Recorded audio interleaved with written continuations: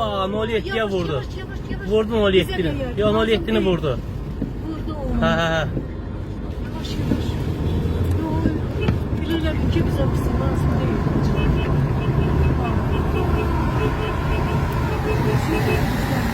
Ha çəkirəm də, gəl də, gəl.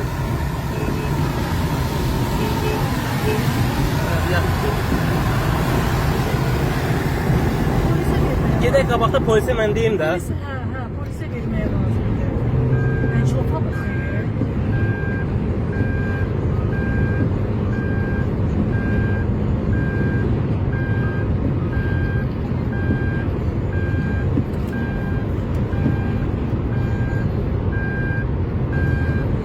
Bax indi bu 07'ni vuracaq.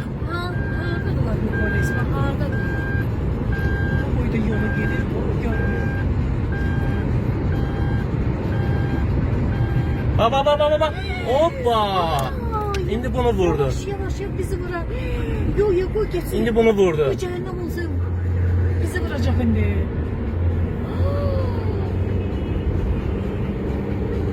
Baba getdi Kamazın dalına. Yavaş. Hoppa. Bu kişi var. Bu birinci kişi de var. Ha bunu 07'ni vurdu. Çəkirəm onu. Baba çıxdı yoldan. Deli diye. Vuracak. Baba. Aha. Burada yoktu. Burada postu bura. Ay. Ay yavaş. Hoppa. Yavaş. Getdi ki açdı. Açtı. Açdı maşın bir dəqiqə. Bir dakika. Bakırsın. Ha bir dəqiqə. Polis var orada. Yemeğe var. Post ha. Cemaat gitti oraya.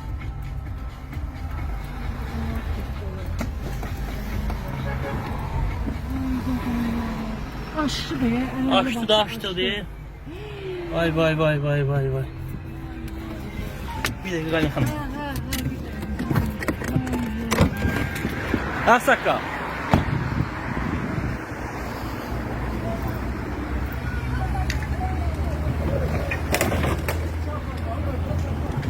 Bunu mən sizi vuranda çəkmişəm.